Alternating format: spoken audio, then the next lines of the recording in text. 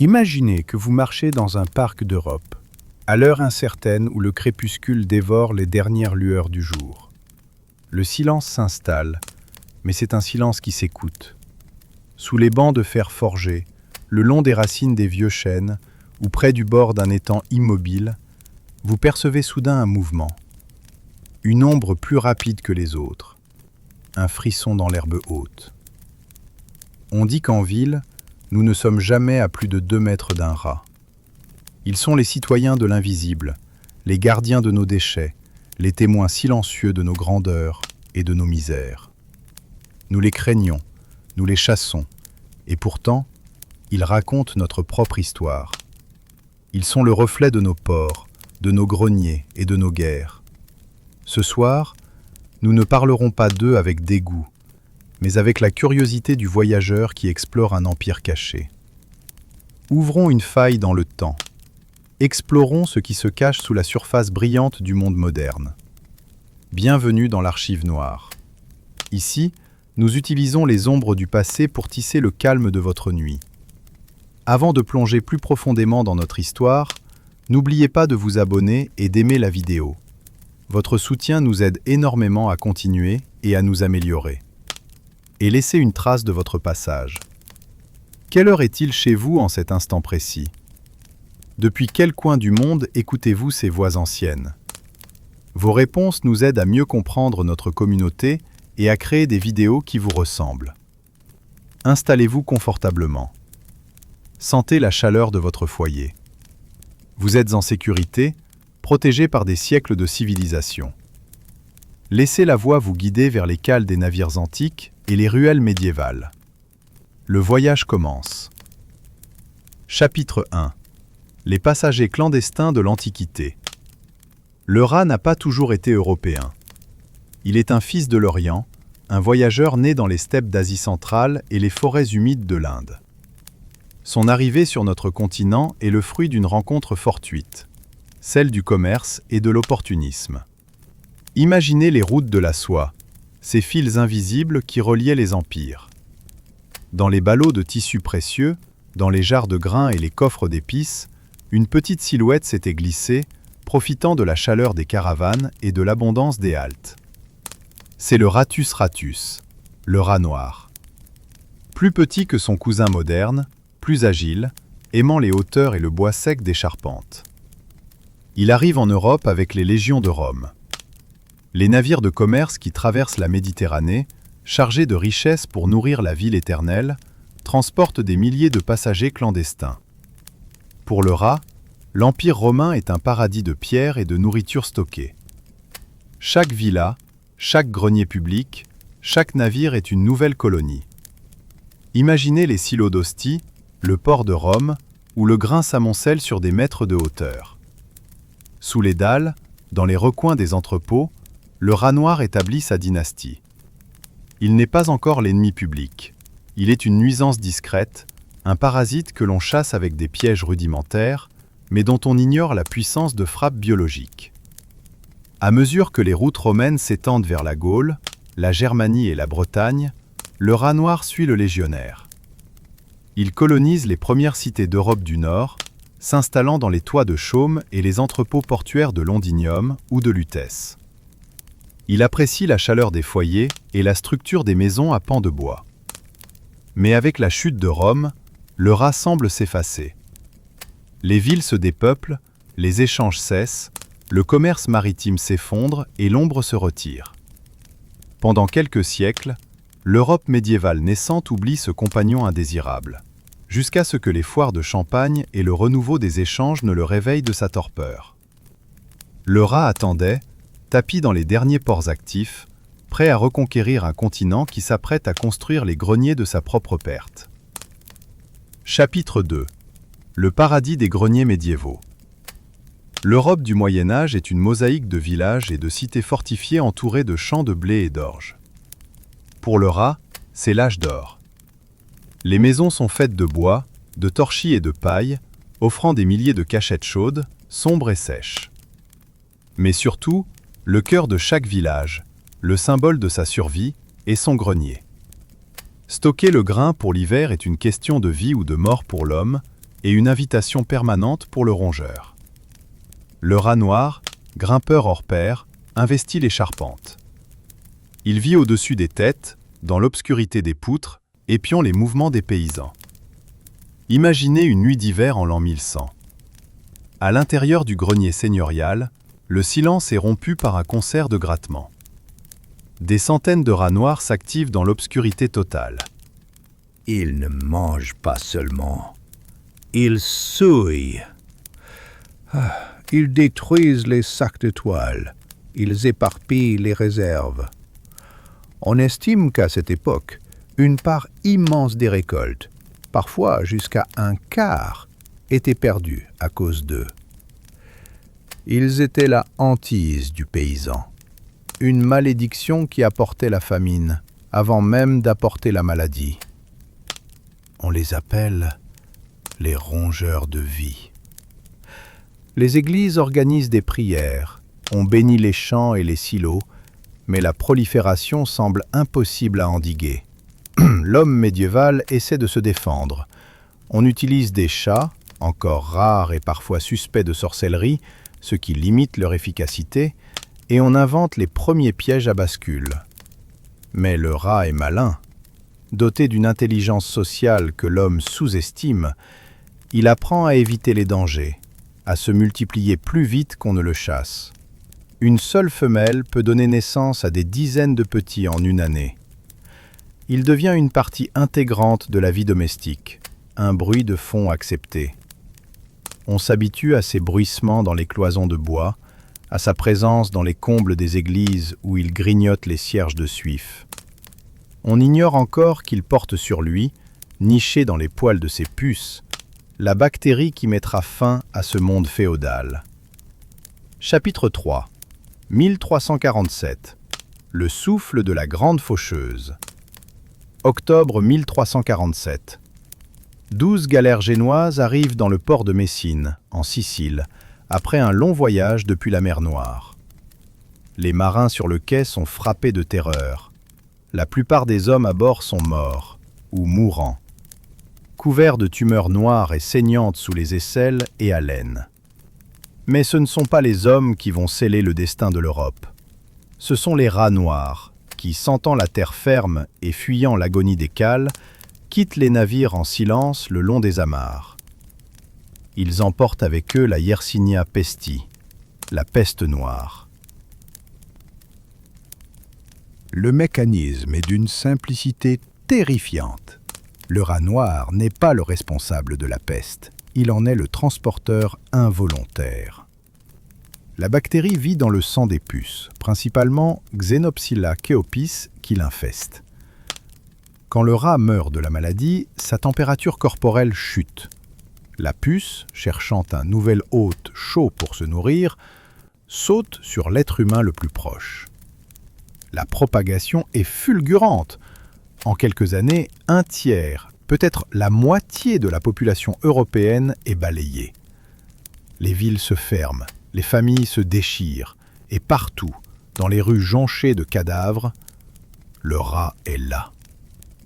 Il court sur les visages des morts, il peuple les maisons abandonnées dont les portes restent ouvertes au vent. Dans l'imaginaire médiéval, le rat devient l'animal du diable, l'incarnation de la corruption physique et morale. On le voit comme un démon rampant. L'ombre du rat se confond avec l'ombre de la mort elle-même, la grande faucheuse. C'est l'époque des processions de flagellants, des médecins aux masques d'oiseaux remplis d'herbes aromatiques pour filtrer l'air pestilentiel. Le rat noir a changé l'Europe à jamais. En décimant la main-d'œuvre, il a provoqué la fin du servage et ébranlé la toute-puissance de l'Église.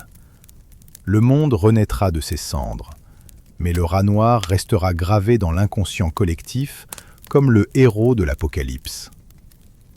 Chapitre 4. La guerre des espèces, l'invasion du rat brun. Pendant des siècles, le rat noir a régné seul sur les toits de l'Europe. Mais au début du XVIIIe siècle, un nouveau conquérant arrive. Plus grand, plus fort, plus agressif. Et surtout, beaucoup plus adaptable. Le Ratus norvegicus, le rat brun ou surmulot. Contrairement à ce que son nom suggère, il ne vient pas de Norvège, mais des bords de la mer Caspienne et des steppes d'Asie. Une migration massive, peut être poussée par des tremblements de terre ou des changements climatiques majeurs, le pousse vers l'ouest. En 1727, des vagues de rats bruns sont observées traversant la Volga à la nage, une armée de millions d'individus marchant inexorablement vers le cœur de l'Europe. Le rat brun est une machine de survie biologique supérieure. Contrairement au rat noir qui est un grimpeur, le rat brun est un fouisseur. Il aime l'humidité, il creuse des terriers profonds sous les fondations, il est un nageur exceptionnel. Surtout, il est plus gros et plus féroce. Une guerre silencieuse, mais sans merci, se déroule sous les pieds des Européens. Le rat brun déloge systématiquement son cousin noir. Il conquiert les caves, tandis que le rat noir est repoussé vers les combles, avant de disparaître presque totalement des grandes cités. En moins d'un siècle, le rat noir devient une relique des campagnes et des ports lointains, tandis que le rat brun devient le nouveau maître des métropoles en pleine expansion. Cette transition biologique a une conséquence inattendue pour l'humanité. Le rat brun est moins enclin à vivre dans l'intimité immédiate de l'homme. Il préfère les sous-sols et les zones humides. De plus, il est moins sensible à la peste bubonique. Sans le savoir, cette invasion de rats bruns a contribué à la disparition des grandes épidémies de peste en Europe. Cependant, ce nouveau venu est plus destructeur pour les infrastructures. Il ronge tout, le plomb des canalisations, le cuir des machines, les fondations des bâtiments. L'Europe change alors de visage, passant de la cité de bois inflammable à la ville de pierre et de briques. Et le rat brun s'adapte à chaque mortier posé, s'installant durablement dans les interstices de la modernité naissante. Chapitre 5. L'Empire des bas-fonds, les égouts victoriens. Avec la révolution industrielle, les villes européennes comme Londres et Paris explosent. La population s'entasse, et avec elle, les déchets. On construit alors les grands réseaux d'égouts modernes pour évacuer les miasmes et le choléra. Pour le rat brun, c'est l'invention du paradis terrestre. Les égouts sont des autoroutes privées, sombres, tempérées, protégées des prédateurs et remplies d'une nourriture inépuisable issue des restes de la cité du dessus. C'est ici, dans l'ombre des briques humides, que le rat moderne forge son identité définitive, celle du citadin de l'ombre, le double maléfique de l'homme civilisé. Dans le Londres victorien, les touchers, ces hommes qui fouillent les égouts à la recherche d'objets perdus, racontent des histoires terrifiantes de colonies de rats si denses qu'elles ressemblent à un tapis mouvant. On les appelle les rois des égouts. Le rat n'est plus seulement un animal, il est le symbole de la misère urbaine radicale. Il vit dans les mêmes conditions que les plus pauvres, partageant les mêmes recoins sombres des quartiers de l'East End ou des bas-fonds de Paris décrits par Victor Hugo. Le rat devient le miroir de l'injustice sociale, gras de ce que la ville gaspille, tandis que des milliers de personnes meurent de faim à quelques mètres au-dessus de lui. Le rat des égouts devient une figure légendaire, presque mythologique. On murmure l'existence de rois des rats, des groupes d'individus dont les queues se sont accidentellement emmêlées et soudées par la crasse, les forçant à vivre et à se déplacer comme un seul organisme monstrueux à plusieurs têtes. Bien que rarissime et souvent interprété comme un signe de catastrophe imminente, ce phénomène nourrit les cauchemars des citadins. Le rat brun a trouvé son royaume définitif, un empire souterrain dont il est le seul maître, invisible mais omniprésent. Il attend son heure, écoutant le tumulte de la surface, prêt à remonter par les canalisations dès que l'homme baisse la garde. Seconde partie. Le miroir de la modernité. Chapitre 6. Jack Black et les chasseurs d'ombre. Face à cette prolifération souterraine qui menace la salubrité des villes, un nouveau métier, aussi prestigieux que dangereux, apparaît, le chasseur de rats. Le plus célèbre d'entre eux fut Jack Black, le destructeur de rats officiel de la reine Victoria. Imaginez cet homme haut en couleur, vêtu d'une veste de velours écarlate ornée de rats en argent massif. Il parcourait les rues de Londres avec ses furets dressés et ses terriers intrépides. Son travail n'était pas seulement de tuer, mais aussi de capturer des spécimens vivants pour alimenter une industrie plus sombre. À cette époque, le rat est au cœur d'un divertissement cruel mais extrêmement populaire, le rat baiting. On place des dizaines de rats capturés dans une fosse circulaire et on parie des fortunes sur le temps qu'un chien, souvent un bull terrier, mettra à tous les exterminer. Jack Black était le principal fournisseur de ces fosses de sang. Mais au cours de ses captures, il fut frappé par la beauté de certains spécimens rares, des rats albinos d'un blanc pur ou des individus au pelage tacheté. Au lieu de les envoyer à la fosse, il commença à les élever, à les domestiquer et à les vendre comme animaux d'ornement pour les dames de la haute société. Sans le savoir, Jack Black posait les bases de deux mondes opposés, le rat de laboratoire et le rat domestique. Il fut l'un des premiers à comprendre l'intelligence et la docilité de ces animaux lorsqu'ils étaient traités avec soin. La chasse aux rats était devenue une science de rue. Il fallait connaître leurs habitudes, leurs peurs, leur structure sociale complexe. Les chasseurs utilisaient des poisons redoutables comme l'arsenic ou la strychnine, mais leur arme principale restait la ruse. Ils étaient les derniers remparts entre la civilisation victorienne bien pensante et l'invasion biologique des bas-fonds, des hommes vivant sur la frontière entre le propre et le sale. Chapitre 7. Le rat des tranchées. 1914-1918. La Première Guerre mondiale n'a pas seulement redessiné les frontières des nations humaines, elle a offert aux rats une nouvelle frontière, un terrain de jeu macabre et illimité à l'échelle d'un continent entier, le front de l'Ouest.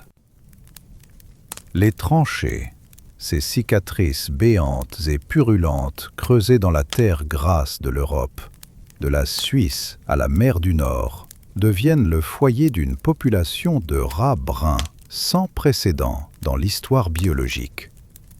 Dans cet univers de boue, où l'humidité constante pénètre les os et où l'absence totale d'hygiène devient la norme, le rat trouve son paradis. La décomposition omniprésente, les déchets alimentaires et les cadavres laissés dans le no man's land créent un écosystème parfait pour que le Rattus norvegicus prolifère, jusqu'à devenir une véritable plaie d'Égypte moderne. On les appelle désormais les rats de tranchée. Les soldats, qu'ils soient poilus, Tommy ou Feldgrau, racontent avec une horreur mêlée d'une fascination malsaine que ces rongeurs ont muté. Ils ne ressemblent plus aux nuisibles des caves parisiennes ou londoniennes. Nourris par l'abondance grotesque de la guerre, ils sont devenus énormes, monstrueux. Certains vétérans jurent, le regard vide, qu'ils atteignent la taille d'un chat adulte, le pelage hirsute et les yeux brillants d'une lueur rouge maléfique à la lueur des fusées éclairantes. Il existe même des légendes de tranchées parlant de rats meneurs, plus gros et plus intelligents, dirigeant les hordes vers les réserves de nourriture. Ces rats ont perdu toute crainte atavique de l'homme.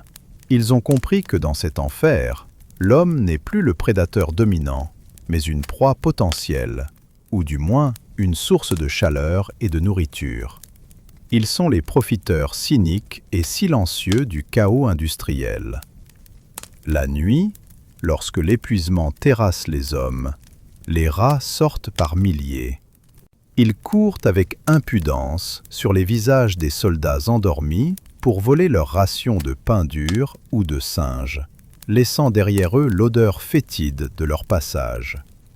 Ils rongent les cuirs, les équipements et pire encore, les fils de communication téléphonique, coupant parfois le lien vital entre l'état-major et la première ligne. Mais l'aspect le plus terrifiant, celui qui hante les cauchemars des survivants bien après l'armistice, est leur rapport au corps. Le rat de tranchée ne se contente pas des déchets. Il s'attaque aux morts, fouissant la terre pour atteindre les sépultures hâtives et, horreur suprême, il s'attaque aux blessés isolés, incapables de se défendre. Un blessé laissé dans un trou d'obus pendant la nuit risque de ne pas être retrouvé entier au matin. Pour les combattants, le rat devient un ennemi aussi redoutable, sinon plus haïssable, que l'armée d'en face. L'ennemi humain a un visage, une raison. Le rat, lui, est le symbole de la régression vers un état primitif, l'incarnation d'une guerre qui a perdu tout sens humain, transformant des jeunes hommes en viande. Face à cette invasion, on organise des patrouilles de chasse dérisoires pour passer le temps et tenter de réduire leur nombre, mais surtout pour ne pas devenir fou. On utilise tout ce qui tombe sous la main, des baïonnettes pour les embrocher, des pelles de tranchée pour les assommer, des revolvers et même des chiens de petite taille, terriers ou bâtards, emmenés clandestinement sur le front et chéris comme des mascottes.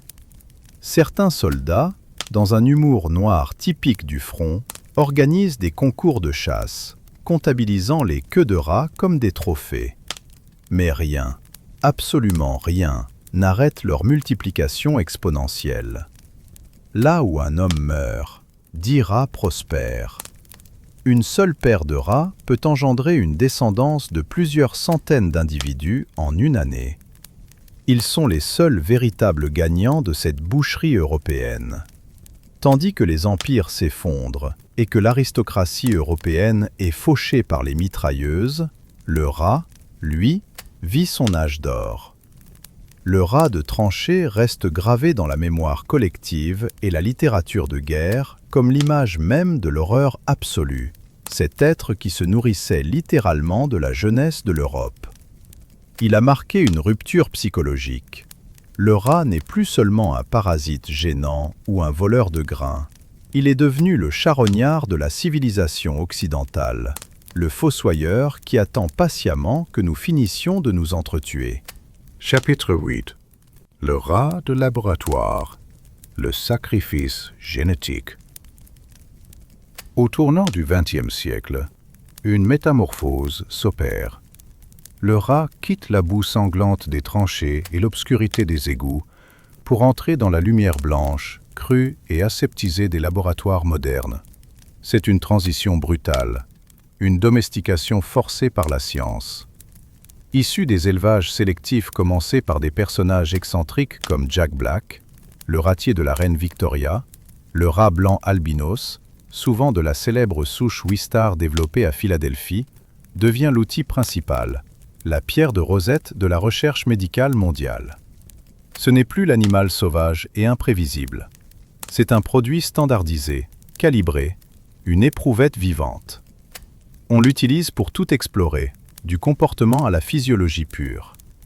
Il sert à tester la toxicité des nouveaux matériaux, à valider l'efficacité des vaccins, à comprendre les mécanismes complexes de la neurochimie et du cerveau, et à explorer les mystères insondables de la génétique. Ce rat, domestiqué et sélectionné depuis des centaines de générations pour sa docilité, est l'antithèse absolue de son cousin des égouts. Calme, propre, manipulable, prévisible, il devient notre double biologique, notre avatar souffrant. Son génome est si proche du nôtre que ses réactions physiologiques préfigurent souvent les nôtres. Le rat de laboratoire est le martyr silencieux et involontaire de la science moderne et du progrès humain.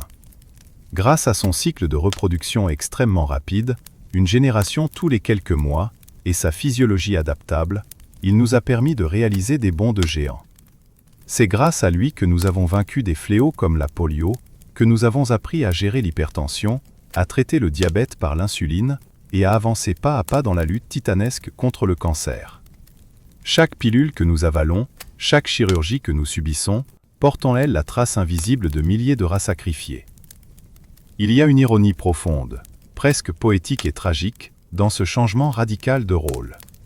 Cet animal que nous avons fui, chassé, empoisonné et maudit pendant des millénaires comme étant le porteur de la peste noire et de la mort, est devenu, par un retournement de l'histoire, celui qui nous permet aujourd'hui de vivre plus longtemps et en meilleure santé. L'animal qui apportait la mort porte désormais les secrets de la vie. Nous avons pris notre pire ennemi et l'avons transformé en notre sauveur biologique, tout en continuant à le mépriser en dehors des murs du laboratoire. Aujourd'hui, des millions de rats vivent dans des centres de recherche, des animaleries sophistiquées à travers toute l'Europe et le monde. Ils ne connaissent ni la peur du prédateur aérien, ni la faim lancinante, ni le froid, ni l'obscurité fétide des égouts. Ils vivent dans des boîtes en polycarbonate, sur de la litière stérile, nourris de granulés calibrés au milligramme près. Leur vie, de la naissance à l'euthanasie programmée, sont entièrement dédiées à l'amélioration de la nôtre. C'est une existence sans histoire, sans liberté, une vie purement fonctionnelle. Le rat est passé du statut de démon de la peste, symbole du mal et de la souillure, à celui de héros anonyme et jetable de la médecine. Il est devenu un rouage essentiel, bien que caché, de notre modernité technique. Il est le miroir sur lequel nous projetons nos propres espoirs de guérison, de longévité et de survie. En regardant un rat de laboratoire dans les yeux, c'est notre propre fragilité biologique que nous observons. Il est la victime expiatoire de notre soif de connaissance, le petit corps chaud sur lequel s'appuie le colosse de la science moderne. Chapitre 9. Mythes, légendes et le joueur de flûte. Depuis l'aube des temps sédentaires, l'Europe a toujours traduit sa peur viscérale et atavique du rat par le conte, la fable et la légende sombre. Le rat n'est jamais juste un animal dans l'imaginaire collectif. Il est un signe, un présage, une manifestation des forces souterraines. La légende la plus célèbre, celle qui cristallise cette relation toxique, reste sans doute celle du joueur de flûte de Hamelin. L'histoire, ancrée en 1284, raconte comment cette ville prospère de Basse-Saxe est envahie par une marée de rats. Ils sont partout, dévorant les réserves, mordant les bébés dans les berceaux, défiant les chats et les chiens. C'est alors qu'un étranger arrive, vêtu d'habits multicolores, promettant de libérer la cité de ce fléau grâce à sa musique magique. Il joue de sa flûte, et les rats, hypnotisés, sortent des maisons par milliers pour le suivre jusqu'à la rivière Weser, où il se noie. Mais l'histoire ne s'arrête pas là. Devant le refus des bourgeois ingrats de payer le prix convenu pour ce service, le joueur de flûte revient, le visage sombre. Il joue une autre mélodie, plus douce, plus terrible, et entraîne cette fois les enfants de la ville. Ils le suivent, fascinés, vers une caverne dans la montagne, vers une disparition éternelle. Le rat est ici le catalyseur d'une leçon morale sanglante. La trahison de l'homme, son avarice et son manque de parole sont plus dangereuses et destructrices que la vermine elle-même. Dans le folklore européen plus large, le rat est souvent perçu comme un psychopompe, un guide des âmes ou un messager de l'au-delà. Sa capacité à vivre sous terre, dans les enfers symboliques, lui confère une aura mystique. On lui prête une intelligence surnaturelle, une connexion avec les esprits et surtout une capacité à prédire les catastrophes imminentes. Qui n'a pas entendu l'adage maritime séculaire affirmant que les rats sont les premiers à quitter le navire avant le naufrage? Cette croyance suggère qu'ils possèdent un sixième sens, une sensibilité aux vibrations du destin que les humains ont perdue. Cette capacité de prédiction leur donne une dimension presque sacrée et intouchable. Ils sont ceux qui savent ce qui se passe dans les fondations invisibles du monde, là où l'œil humain ne peut pénétrer. Le rat habite et hante également notre littérature, traversant les siècles. De Jean de La Fontaine, qui l'utilise pour croquer les travers humains, à George Orwell dans 1984, où le rat devient l'instrument de la torture ultime, la chambre 101, représentant la peur la plus intime et insupportable de Winston Smith. Chez Bram Stoker, Dracula commande aux rats par milliers. Chez H.P. Lovecraft, dans Les rats dans les murs, ils sont l'écho d'une folie ancestrale et d'un cannibalisme héréditaire. Il incarne tour à tour la misère crasseuse, la ruse machiavélique ou la peur paranoïaque de l'invasion et de la submersion par le nombre. Il est le miroir de nos propres ombres psychologiques, ce qui rampe, ce qui se cache, ce qui se multiplie dans le noir de notre inconscient, ce que nous essayons désespérément de refouler sous le tapis de la civilisation. Mais au-delà de la peur, il incarne aussi la survie pure, cette étincelle de vie indestructible, vorace et tenace qui refuse de s'éteindre, même dans les conditions les plus hostiles. Le rat est la preuve vivante que la vie trouve toujours un chemin, même, et surtout, dans les ténèbres les plus profondes. Chapitre 10. La cité invisible et la coexistence moderne. Aujourd'hui, en ce début du XXIe siècle, malgré nos technologies de pointe, nos gratte-ciels de verre et nos systèmes de surveillance, le rat est toujours là. Il est fidèle à notre ombre, inséparable de notre urbanité. Il a évolué avec nous. Il s'adapte à nos villes connectées, à nos nouveaux modes de consommation rapides, à nos déchets plastiques et même à nos changements climatiques qui lui offrent des hivers plus doux. À Paris, Londres, New York, Berlin ou Bruxelles, la lutte millénaire continue, mais elle a changé de nature et de philosophie. On ne cherche plus l'extermination totale fantasmée au XIXe siècle, car les éthologues et les urbanistes ont compris qu'elle est biologiquement impossible et écologiquement dangereuse. L'objectif est désormais la gestion, le containment d'une cité invisible qui vit parallèlement à la nôtre, juste sous nos pieds, utilisant nos infrastructures, égouts, métros, caves, comme son propre habitat naturel. Nous avons construit un monde pour nous, mais nous avons involontairement construit un paradis pour eux. C'est le concept de synanthropie, ils vivent avec nous, par nous, mais sans nous. Paradoxalement, le rat est devenu le nettoyeur ultime, l'éboueur invisible de nos métropoles boulimiques. Des études montrent que sans leur appétit vorace, nos réseaux d'égouts seraient rapidement obstrués par les tonnes de graisse et de restes alimentaires que nous gaspillons et jetons chaque jour. À Paris seulement, on estime qu'ils dévorent des dizaines de tonnes de déchets quotidiennement. Le rat est une partie essentielle, bien qu'ingrate et méprisée, de l'écosystème urbain.